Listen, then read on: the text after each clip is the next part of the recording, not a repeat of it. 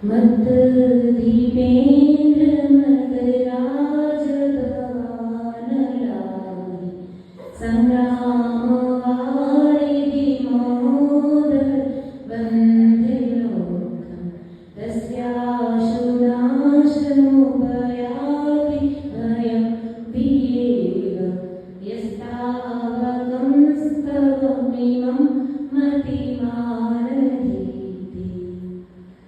वृषभेश्वर की गुणस्तन का करते निष्दिन जो चिंतन भय भी भयाकुलित होन से भग जाता है स्वामी कुंजन समर सिंह शोक अहिरावन तारा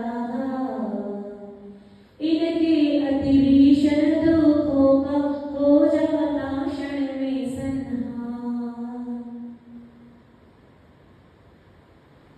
श्री भक्तमाल स्त्रोत में परम पूज्य मानव आचार्य 47वें श्लोक के माध्यम से प्रभु आदिनाथ स्वामी की स्तुति करते हुए कहते हैं कि हे भगवान, जो भक्त आपको स्मरण करता है, आपके नाम को हृदय में धारण करता है, कहते हैं ऐसा विवेकशील, बुद्धिमान और प्रज्ञावान भद्र पुरुष यदि उसके जीवन में कोई संकट आ जाए, विकराल सिंह सामने आ जाए, कालियानाग सामने आ जाए, जगोदर रोग हो जाए, कोई बंधन में बांध ले, तो कहते हैं जो भक्त आपका स्मरण करता है क्षण भर में सारे ही संकट दूर हो जाए। मानव आचार्य पहले तो एक एक बात को एक एक श्लोक में धरा था। पहले कहा था कोई संग्राम हो, कोई युद्ध क्षेत्र हो, कोई भक्त आपका स्मरण करे तो भी जीत जा जाए, कोई बदल वक्त हाथी हो और सामने आ जाए तो भी भक्त जीत जाए। फिर कहा कोई जगदर लोग हो जाए वो भी सही हो जाए। फिर कहा कोई सिंह सामने आ जाए। फिर दूसरे श्लोक में कहा सर्व सामने आ जाए। फिर कहा कि किसी को ऊपर से नीचे बेटियां बांध दे, इसे अर्घ बनाते पहले एक अर्घ चढ़ाओ, फिर संपूर्ण अर्घ मिलाकर चढ़ाओ। वैसे ही मानव आचार्य कहते हैं कि अगर किसी पर एक साथ ही ऐसा संकट आ जाए जहाँ कोई रास्ता नजर न आता हो बाहर निकलने का, वैसा भक्त भी इन सब संकटों से केवल आपके नाम का स्मरण कर ले, पल भर में सब कुछ छूमंतर हो। सबसे बड़ा बंधन तो है 8 कर्मों में सबसे बड़ा बंधन का है मोहन योग, लेकिन फिर भी 8 कर्मों में जैसे की उपमा किसी कर्म को दी है तो कहते हैं आयु कर्म। आयु कर्म कैसा है पता है? एक बार बंध गया सो बंध गया, फिर तीसरा करते तेरा बंधन जीव क्यों ना हो, शायद समय दृष्टि क्यों ना हो, लेकिन जिसने तेरे लंकायु का बंधन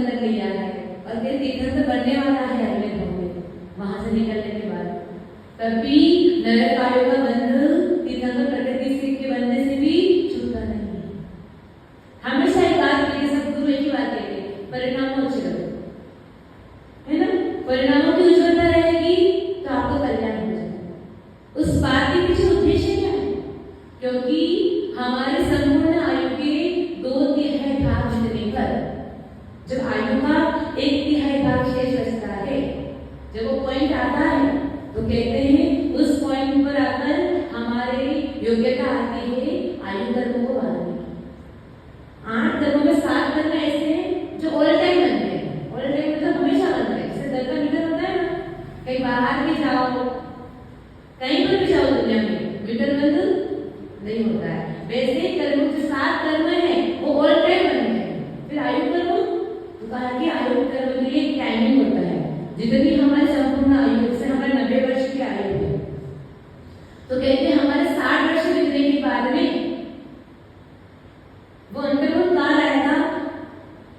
उस समय हमारे आयु बंध के योग्य परिणाम हो सकते हैं। उस समय जो परिणाम हमने किए हैं और उसमें जो आयु बंध हो जाएगा तो हो जाएगा। वहां आयु बंध नहीं होगा तो कहाँ होगा? तो कहा अब शेष आयु बाकी है 30 वर्ष की, उसके 20 वर्ष बीत जाएंगे, उसका 2/3 भाग भी निकाल दो। अब 10 वर्ष जहाँ बचे हुए हैं वहां पर क्या होगा? आयु बंध का फिर अवसर आएगा।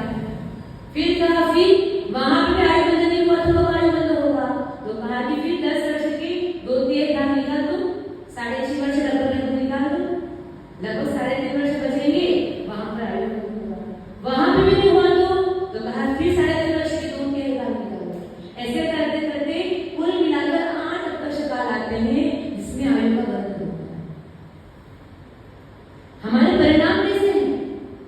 अक्सर पर के निमित्त से हम अपने परिणाम खराब कर देते हैं, होता है ना। अमुक के निमित्त से परिणाम खराब कर लिए। लेकिन एक बात बताओ, जब कर्म हमने कोई क्रोध किया है, मान किया है, कषाय की है, कर्म किसको करने वाले हैं? किसके भी निमित्त से करो, कर्म किसको करने हैं? कर्म हमको ही बनते हैं। हम क्लेश कर रहे हैं, हम बहुत दुखी हो रहे हैं, संक्लेश परिणाम कर रहे हैं, तो उससे क्या होगा? कर्मों का बंध भी हमारा ही होगा। कभी कभी तो इतना आक्रोश आ जाता है। एक बार बताती, जैन शावक था, बसों का धंधा करता था और बसों के धंधे में बहुत कंपटीशन चलता है। बहुत से व्यापार में कंपटीशन वाले, कंपटीशन के बिना व्यापार का मजा भी क्या है? बसों कंपटीशन का कहते हैं। उस कंपटीशन में कुछ बोलचाल हो गई होगी, सामने वाले ने बात पकड़ ली और कहते हैं कि उसके जवान बेटे को मरवा दिया। सामने वाला जानता है कि बेटे को मरवाया है, एक्सीडेंट नहीं हुआ, एक्सीडेंट किया गया है, मारा गया है, सब एक षड्यंत्र था। उसने उसका इतना गजब का क्रोध आ गया, इतनी गजब का शय पकड़ के रखा कि कहते हैं कि जब उसका नंबर आया बदला लेने का तो वो चलती हुई बस में केरोसिन फेंका कर आग लगा दी। जैन शावक क्यों? कषाय पकड़ ली, बेटे को मार दिया, जवान बेटे को मार दिया, बदला लेकर रहूंगा। पहले लड़ाई की धन की, बाद में आ गया क्लेश। लोग बहुत करते हैं ऐसे का, भूल जाते हैं कि हमारा भूल क्या है। बताओ कितना का पाप होगा मानसिक जीव को अगर हमने भूल से भी अगर कुछ कर लिया है, परिणाम में कुछ संक्लेशता आ गई है या किसी मृत्यु होने पर कहते अच्छा वो मर गया, ये तो ऐसा ही था बात। इतना कहते कि पंचेंद्र जीव के मरण की अनुमोदना हो जाती है। हमने पाप का कर्म कर लिया, फिर हाथ से जलवाकर मरवाना कितना बड़ा क्लेश क्यों हुआ? केवल अपने ही बिछुड़ने से। वो तो गया, चला गया, कहीं और जन्म होगा। लेकिन जिनवाणी तो क्या कहती है? यहाँ से मृत्यु हुई, कितने समय पर जन्म होता है?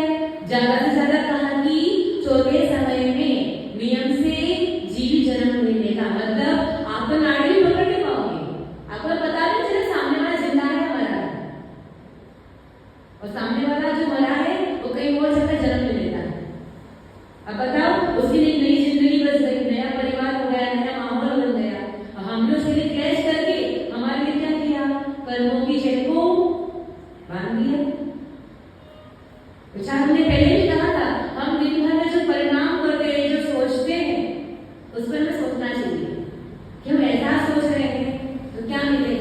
ऐसा सोच रहे हैं तो उसका क्या रिजल्ट आना है। बच्चे करते हैं जो एग्जाम देकर आते हैं ना, सारा कैलकुलेशन निकालते हैं कि हमने कौन सा पेपर, कौन सा क्वेश्चन सही किया, कौन सा क्वेश्चन गलत किया है, कितना परसेंट सही किया, कितना परसेंट गलत किया। हम तो पहले एग्जाम देके आते थे ना, हमारे रिजल्ट हम निकाल देते थे, और जितना निकालते थे ना उसका आधा परसेंट ऊपर नीचे होता है। पता है ना हमने क्या किया है, कितना लिखकर आए, कितना सही कितना गलत है। अक्सर ऐसा होता था, हम जब भी एग्जाम देकर आते थे ना पूरा कैलकुलेशन निकालते थे, कौन कौन सा पेपर, कौन सा क्वेश्चन सही किया। बच्चे भी आज भी करते हैं, और पता है कि हमारा एग्जाम रिजल्ट कैसा है। हम उसका तो रिजल्ट निकालते हैं, लेकिन दिन तक घर में जो परिणाम करते हैं उनका रिजल्ट हम सालों साल ही निकालते हैं। क्या सोच रहे हैं, क्या कर रहे हैं, कोई मतलब नहीं है। जिंदगी किसकी है, जिंदगी किसकी है? हमारी जिंदगी, अपनी जिंदगी है।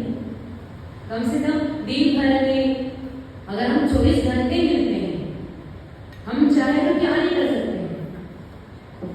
24 घंटे में कम से कम व्यक्ति कितना भी बिजी हो, कितना भी बिजी हो, अगर 24 घंटे में एक घंटे में एक मिनट बचा है, आधा मिनट भी बचा है, तो 12 मिनट उसमें बचते हैं। 1 मिनट बचा है तो 24 मिनट बचते हैं। अगर 12 मिनट बचते हैं तो 12 मिनट को कितना भी दूर रहे, खेलना में 4 घंटे हैं, कहीं पर भी रहे, इन 4 घंटे जहाँ भी आसपास में होंगे कम से कम वहाँ दर्शन करके तो आ सकता है। हम तो 12 मिनट में वो यहाँ भी आ सकता है, गुरु के दर्शन भी कर सकता है, चाहे तो। बहुत ज्यादा होता है 12 मिनट, कितने ज्यादा? 12 मिनट में व्यक्ति 15 किलोमीटर चल सकता है गाड़ी से, चाहे तो। चलना मत आप बोल, माता जी बोले इसमें नहीं फास्ट गाड़ी चलेगी, ये तो हमारे मन में लगेगा कुछ ऊपर नीचे हो गया है। हम तो बताते हैं अगर कोई चाहे कितना भी बिजी हो, कितना भी फास्ट जीवन हो, लेकिन वो चाहे तो इतना फास्ट काम कर सकता है, तो फिर हम क्यों नहीं कर सकते? लेकिन हमने समझाने की वस्तु व्यवस्था हो कि हम फालतू में गलत से मोबाइल चेक करते हैं, वो चेक करते हो, उसकी बातें सुनने लग जाते हैं, उनकी बातें सुनने लग जाते हैं। सुबह का सारा समय, अब देखो लोग कितने बिजी करते हैं मंत्र विधान। आधे लोग तो बस पांडाल में बैठे होंगे, यहाँ कोई आया नहीं पाया, वहाँ व्यवस्था देखनी होती है ना, सही है ना जी? तो पांडाल में बैठे होंगे, व्यवस्था देख रहे होंगे,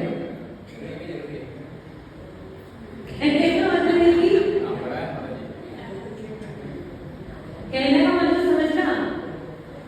बस ये काम हमारा सब पहले से बिजी है, ये काम हमारा पहले से बिजी है, करना क्या है? करना कुछ भी नहीं है, लेकिन फिर भी बिजी है। बिजी क्यों है? क्योंकि हमने माइंड में से सेट कर दिया कि हमको करना है, यानी सबके बिना सब होता है। क्या नहीं होता है दुनिया में, ऐसा कौन सा कार्य है? लेकिन हम हमेशा घर में मेहमान आएंगे ना, सबसे पहले क्या छुएगा? क्या छूटता है? घर में कोई मेहमान आने वाला है या आया है, वह आज मंदिर कैंसल, नहीं जाएंगे, आज पूजा कैंसल, आज अभिषेक कैंसल, आज बाहर जाना है ना, बाहर कितने बजे जाना है? 10 बजे जाना है, लेकिन अभिषेक पूजा कोई अभिषेक क्यों नहीं किया? याद है माता जी बाहर जा रहा, हमने तो ये ड्रेस पहन के आए, नाश्ता करो घर में बैठकर, तो इस ड्रेस के बदले वो ड्रेस पहन लेते। अच्छा यहाँ 6 बजे अभिषेक चालू हो जाता है, 9 बजे तक अभिषेक चलता होगा, कितने मंदिर कहीं चलता होगा 9 बजे तक। करने वाला क्या नहीं कर सकता है, लेकिन बस बहाना है कि नहीं हमको आज एक उधर बहाना मिल गया। क्या बहाना मिल गया? अभिषेक नहीं करने। एक बार तो क्या होता है, जगह पर छोटी समाज थी तो अभिषेक करने के लिए मतलब कि कभी लोग आ पाते नहीं, आ पाते, क्या हुआ व्यक्ति धोती दुपट्टा पहनकर आया, मंदिर से बाहर के दर्शन किए भगवान जी की और बाहर से लौट गया, तो किसी ने पूछा था तुम धोती दुपट्टा पहन के आए हो, पूरा अभिषेक तो कर लेते भगवान जी का। नहीं मैं देखने आया तो भगवान जी का अभिषेक कुछ करना नहीं कर रहा है, तो भैया अंदर करके अभिषेक, मतलब मेरा कोई काम नहीं है, वो कर रहे हैं अभिषेक, अब मेरा कोई काम नहीं है, मैं बाहर से दर्शन किया चला गया। तो बात समझ में आएगी, तुम समझ के रहे हो भगवान जी को अभिषेक की जरूरत है, इसलिए किसी ने कर लिया, हमको जरूरत नहीं करने की, है ना? ऐसी बात है ना, अभिषेक करने की जरूरत किसको है? भगवान जी को करवाने की जरूरत है। भाई हम 2 दिन हो गए नारायण, यानी अभिषेक करना मतलब भगवान को शुद्ध करना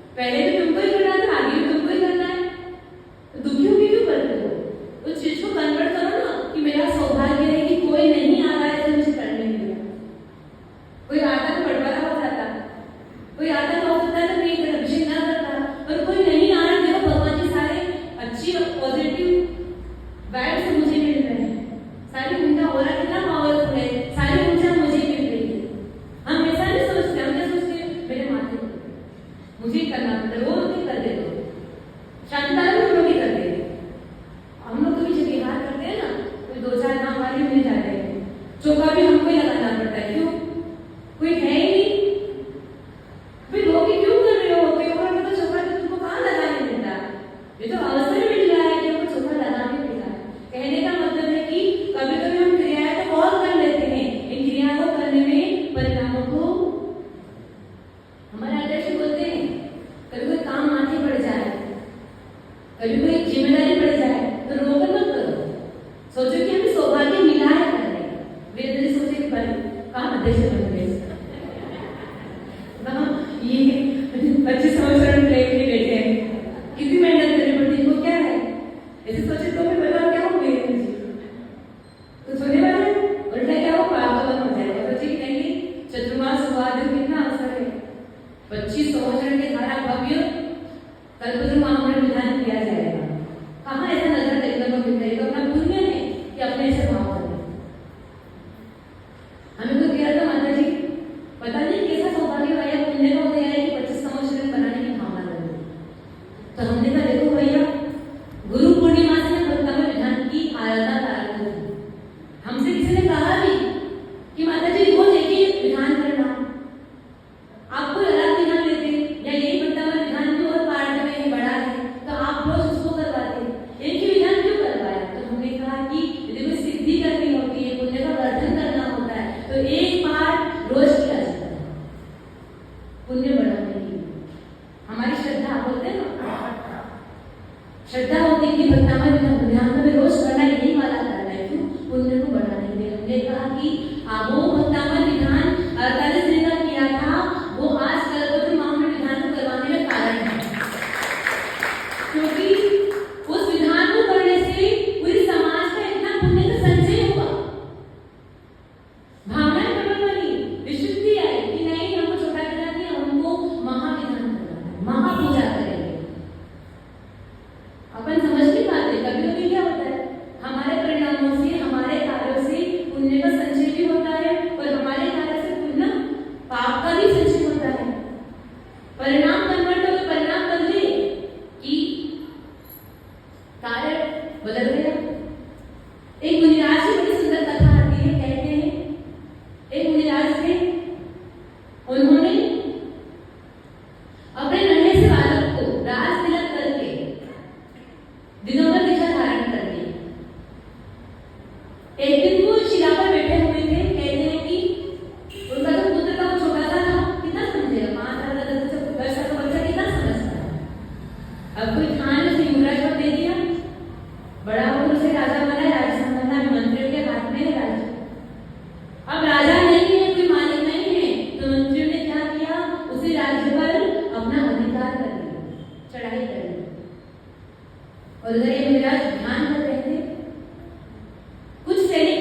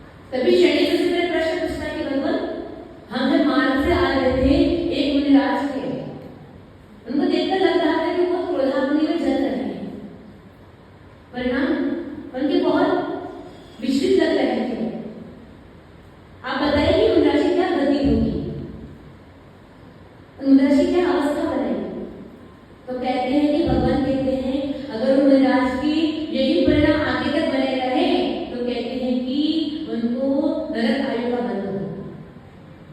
फिर लेकिन क्षणिक सुन, अभी उनको केवल ज्ञान हो चुका है। केवल ज्ञान मतलब कैसे होता है? ऐसी अवस्था में कैसे केवल ज्ञान हो सकता है? तो भगवान कहते हैं कि जब वो ये बात सुने थे, गोरा में जल रहे थे, तभी उनके मन में आता कि उनकी आदत थी कि जब भी वो अपने कमर से तलवार निकालते थे तो वे मुकुट को पकड़ते थे।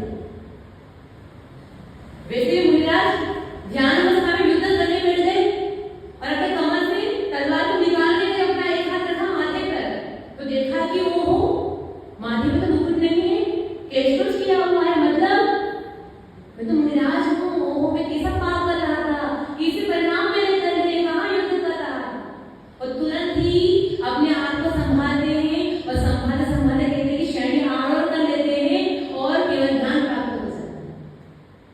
मतलब कि एक क्षण परिणाम कैसे बिगड़ सकते हैं और दूसरे क्षण परिणाम कैसे संभल सकते हैं। केवल ज्ञान प्राप्त हो गया।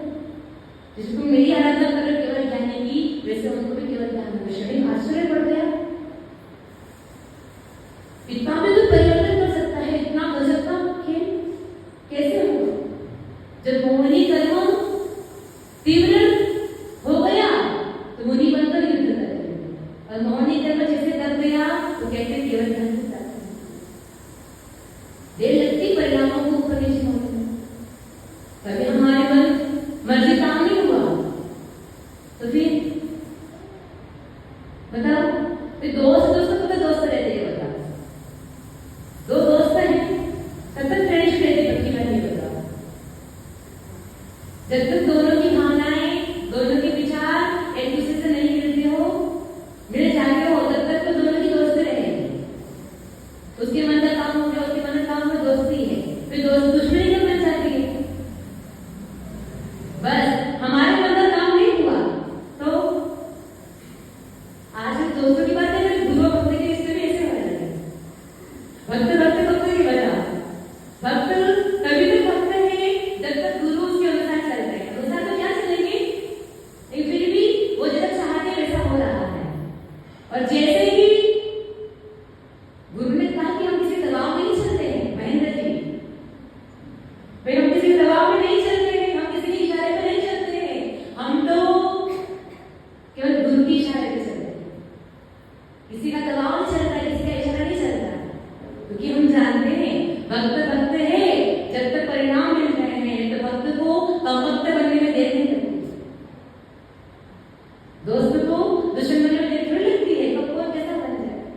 इसलिए साधु को हर चर्या, हर डिसीजन अपने बुद्धि से करना,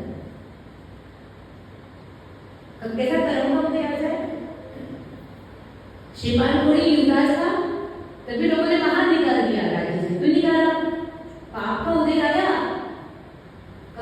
कर्मों का खेल क्या क्या नहीं करवा देता है, कभी राजा को रंग बना देता, कभी रंग को राजा बना देता, सब पुण्य पाप के खेल। फिर क्या कह रहे हैं, इसको जरूरत रोग भी हो जाए तब भी भगवान जो भक्त आपका स्मरण करता है उसका वो जरूरत रोग भी पल भर में दूर हो जाए। पहला सुख कौन सा है?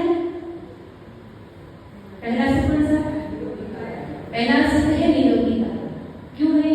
जब तक तन में रोग रहे तब तक ज्ञानी न प्रभु की भक्ति कर पाओगे, न साधु को आहार दान दे पाओगे, और न ही भोग को भोग पाओगे। इसलिए कहा है पहला सुख निरोगी का। अक्सर लोग कहते हैं कि माता जी घुटने दर्द कर रहे हैं, कमर दर्द कर रहे हैं, मंदिर नहीं आ सकते, पूजा नहीं कर सकते। हमने तो कोई बात नहीं, पता चला 2 दिन बाद जाके अमेरिका पहुंच गई, तो पहुंच गए अमेरिका कि घुटने में दर्द नहीं कर रहे थे, क्योंकि हमारी रुचि भोग में है। निरोगी कार्य तो मिली थी, इतने भी कोई रोके थोड़ी थे कि मंदिर दर्शन नहीं कर सकते थे, भगवान की पूजा नहीं कर सकते हैं, साधु को आहार दान नहीं दे सकते हैं, इतने रोगी थोड़ी है हम। लेकिन फिर भी क्या कहा, हमने अपने आप को वैसा फील करते हैं हम रोगी हैं, और जो अपने आप को लोग इफेक्ट करते हैं ना, कहते हैं वो असका के दिन कर्मगत दिन में बंद करता है। किसको बंद होता है? आप हमेशा एक चीज सोच रहे हैं स्वस्थ हूँ, मस्त हूँ, व्यस्त हूँ, तो कभी आप अपने आप को बुखार आकर फील नहीं करोगे। क्यों? हमारे पास टाइम ही नहीं बुखार को देखने के लिए, बुखार को पूछने के लिए टाइम ही नहीं, बुखार आया ऐसे पता नहीं। और फ्री हो, कुछ काम नहीं, नौकर चाहता है। कल एक व्यक्ति पूछ रहा था मुझे, माता जी बात बताओ, अगर घर में एक नौकर नहीं आए तो ये महिला क्या करेगी? मैंने कुछ नहीं करेगी, मोबाइल बंद कर देगी। जब नौकरानी नहीं आएगी, बच्चा का टाइम ही नहीं मिलेगा इनको। नौकरानी आ रही है, मोबाइल चला रही है। एक दिन 2 दिन 4 दिन बंद करो नौकरानी, वो तो पहले कोरोना में बीमार हो गई न आए तो। पहले जमाना में सब काम घर के हाथों से हुआ करते थे।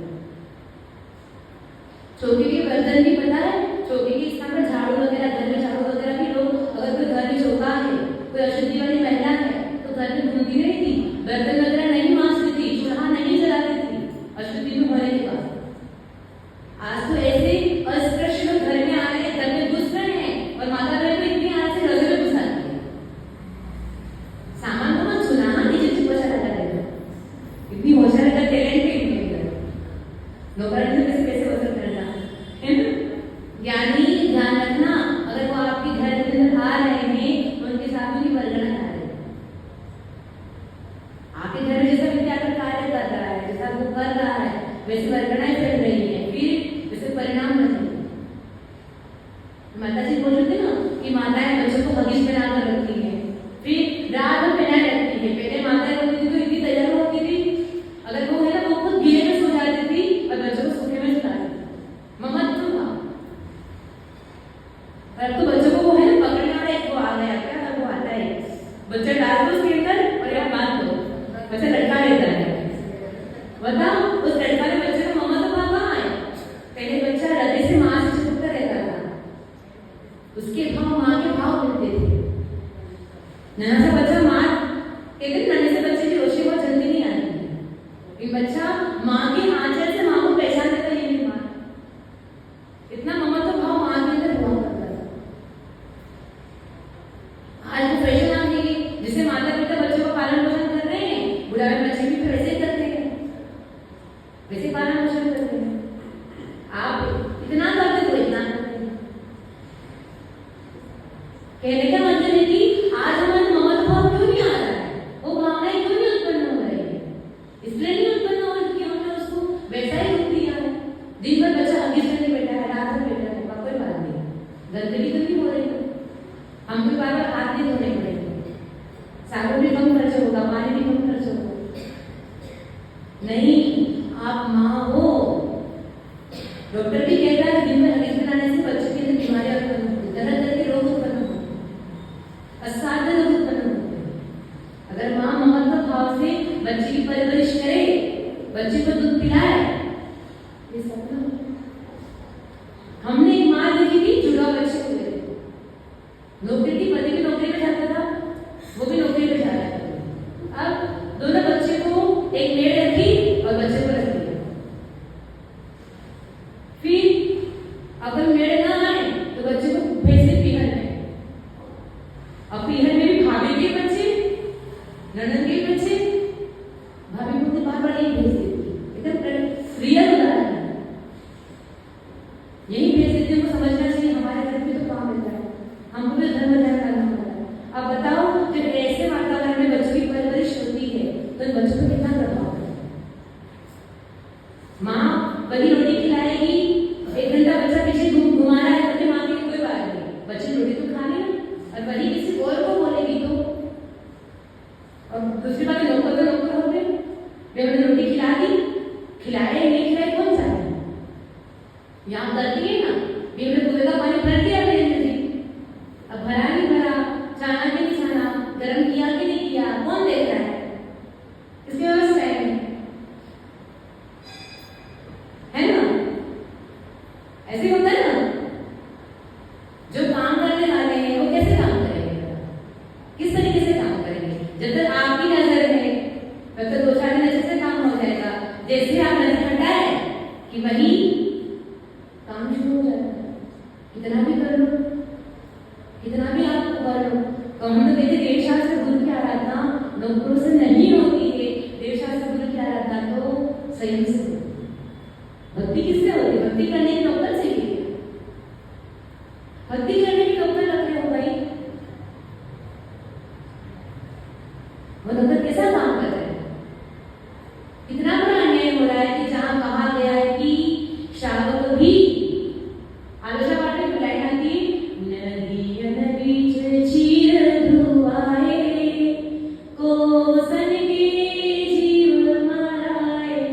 ये बात क्यों कही पता है कि भगवान नदी पर पानी में बस धोने के लिए गया तो वहां पर क्या हुआ? नदी का पानी है, आज यहाँ है साबुन, वो साबुन कोस तक जाता है, कोस तक जाता है। वहां जहां साबुन जाएगा वहां के जीव मर जाएंगे। श्रावक के लिए भी कहा है, गृहस्थ के काम कर रहे हो पानी छान कर यूज करो उसमें। इतने श्रद्धावान श्रावक होते, कभी कभी ऐसे श्रावक मिले हैं तो साधु की साड़ी भी धोंगे ना, शरीर में पानी से धोए के पानी से धोएंगे। ये जो श्रद्धावान श्रावक मिले हैं, केवड़ा की बात अलग है, यहाँ सब मैडम है, किसी को ध्यान भी नहीं है। मैं एकदम टॉप में रुकी, इतना बड़ा शहर है, डिस्ट्रिक्ट है, हमारी साड़ी थोड़ी सी गंदी नजर आती थी ना, हम तो कहते ही थे, लेकिन वहां के जेंट्स लोग उनकी धर्मपत्नी को बोलते थे तुम लोग क्या कर रहे हो, माता की साड़ी गंदी नजर आ रही है। हमने कहा इतना ध्यान रखती है भैया लोग? बोले हाँ माता जी। बोले हमको लग रहे हैं कि आप माता जी की साड़ी गंदी क्यों नजर आ रही है, आप लोग करते क्या हो? और कहते फिर इसके बाद में वो लेडीज से शुरू होने के लिए साड़ियाँ तो नौकर ने धोएगा, हम धो देंगे, खड़ी रहती थी जितना साड़ी हमको चेंज करके रखो। इतनी गजब की भावना है कि साधु ने हमको सौभाग्य दिया बोला जब भी नौकर से करता। गंदी और साफ सुथरी की बात नहीं है, बात ये है कि वो कार्य नौकर किस विवेक से कर रहा है, हम किस विवेक से कर रहे हैं। वो भी सेवक है, लेकिन कितना भी कहो कहीं ना कहीं मंदिर में आ जाते हैं, बहुत कम मिलते हैं जो श्रद्धावान होते हैं, भक्तिवान होते हैं, जो भक्ति से काम करते हैं। हमने उदाहरण दिया ना, अगर रोज किसी श्रावक को आप एक काम दे दो कि तुमको अभिषेक करना है, भगवान जी का रोज मार्जन करना है, तो वो अपने आप को दुखी समझेगा। हाय राम, ये काम हमको कहाँ से दे दिया, हमको क्यों करना पड़ रहा है? कुछ समझदार श्रावक होते हैं जो सोचते कि नहीं नहीं भगवान की भक्ति है, हम करेंगे, हमारा इतना बड़ा शहर है, नंबर लगाएंगे, रोज दो युवा आएंगे, भगवान जी के मंदिर में पानी भरेंगे, भगवान जी का मार्जन करेंगे, फिर जाएंगे। उससे क्या होगा? लोगों में एक तो भगवान की भक्ति की भावना भी जागृत होगी, धर्म से जुड़े रहेंगे, दूसरी बात कार्य भी सच्चता से होगा। जहाँ श्रावकों को गृहस्थी का काम करने के लिए, पानी छानने के लिए कहा गया है, वहां 3 लोग के नाम का अभिषेक बिना छाना पानी से हो रहा है ना वीरेंद्र जी? बिना छाने पानी से हो रहा है ना? तो पक्की बात है छाने और पानी से हो रहा है। क्या जवाब दोगे बताओ आप? रमन जी क्या जवाब दोगे? पक्की बात है 100%? 100% बता सकते हो कि चने में पानी से भगवान जी का अभिषेक हो रहा है? कोई नहीं बोल सकता है क्योंकि हमको पता ही नहीं है पानी चल रहा है या नहीं चल रहा है। पानी चला है नहीं चला हमको पता ही नहीं है। तो ज्ञानी कभी भी धर्म आराधना के निमित्त हम किसी को रखते हैं तो हमारा काम है कि उस पर पूरी नजर रखो। नहीं नजर रखो तो संयम करो। संयम की ताकत नहीं है कि कोई से पानी खींचो निकालो तो उसको बोले चल भाई चल मैं पानी छानवाता हूँ। खींचो पानी और छानो, ऐसे जीवाणु छोड़ते हैं, ऐसे पानी छानते हैं, ऐसे गर्म करते हैं, सारी प्रोसेस सिखा सकते हैं। हम जैसा वातावरण बनाएंगे वातावरण वैसा बनता है। भगवान की भक्ति कैसा करनी है, कैसे किस तरह से करनी चाहिए। मांगता हूँ आचार्य इतनी बड़ी बात दिखती है, हम तो कहते हैं हम इतना भक्तामर बोल बोल के थक गए, जिंदगी हो गई भक्तामर का पार करते करते। हमारा तो कोई बीमारी दूर नहीं होती है ना? नहीं होती ना दूर क्यों नहीं हो रही है?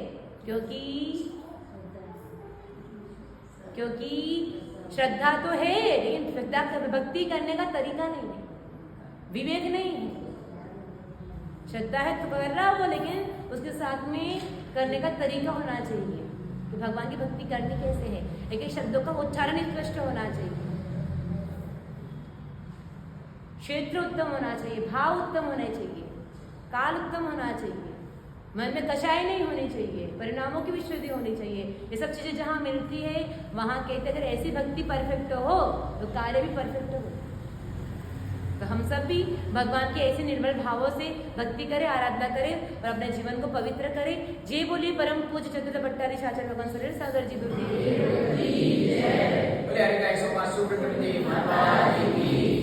भक्ताओं स्त्रोत का लास्ट श्लोक है, फिर कल्पद्रुम विधान चालू होगा।